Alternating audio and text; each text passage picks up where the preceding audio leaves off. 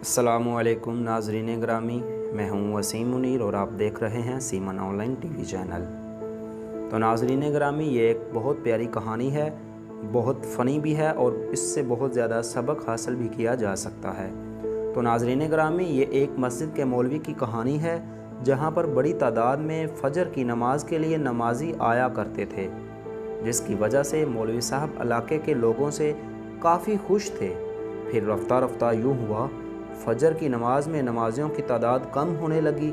मौलवी साहब के लिए ये बात बहुत परेशान कुन थी, क्योंकि फ़जर की नमाज में लोगों की कमी ज़्यादा हो रही थी। उस कमी की वजह से समझ नहीं आ रही थी और उन्होंने लोगों को दोबारा फ़जर की नमाज के लिए राग़िब करने की हर मुमकिन कोशिश शुरू कर दी।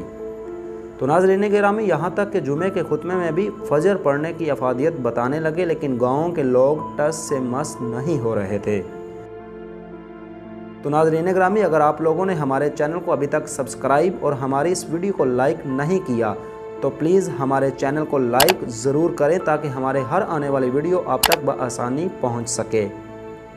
लेकिन गांव के लोग टस से मस नहीं हो रहे थे। मौलवी साहब को अपने गांव वालों पर अब गुस्सा आने लगा। अब मौलवी साहब ने एक और तरकीब सोची कि जो घी सीधी उंगली से ना निकले वो उसको टेढ़ी ही उंगली से निकालना होगा। मौलवी साहब ने सुबह 10 बजे मस्जिद में ऐलान करवा दिया। ऐलान कुछ ऐसा था, जिस आदमी को उसकी बीवी फ़जर की नमाज के लिए नहीं उठाती, वो आदमी दूसरी शादी कर ले। तमाम अखराजात मस्जिद इंतज़ामिया उठाएगी। ये ऐलान कहते हुए फ़ौरन स्पीकर को बंद कर दिया। इस ऐलान का नतीजा ये निकला कि अगली सुबह मस्जिद में जुमा से भी ज़्यादा रश था, जिसे मौलवी साहब देखकर इंतहाई खुश हुए और अल्लाह का शुक्र अदा किया। तो नाज़रीन गिरामी, अगर यही तरीका हम पहली बीवी में ही अपना लें तो बेहतर है, अदरवाइज़ हम दूसरी शादी के ही लायक हैं। जिस तरह हमारी मस्जिदों का रश फ़जर की नमाज के टाइम हमें नज़र आता है, मुझे लगता है हम लोगों को दूसरी शादी ही फ़र्ज़ है।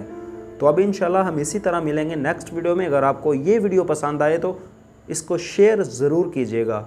अल्लाह हाफिज़।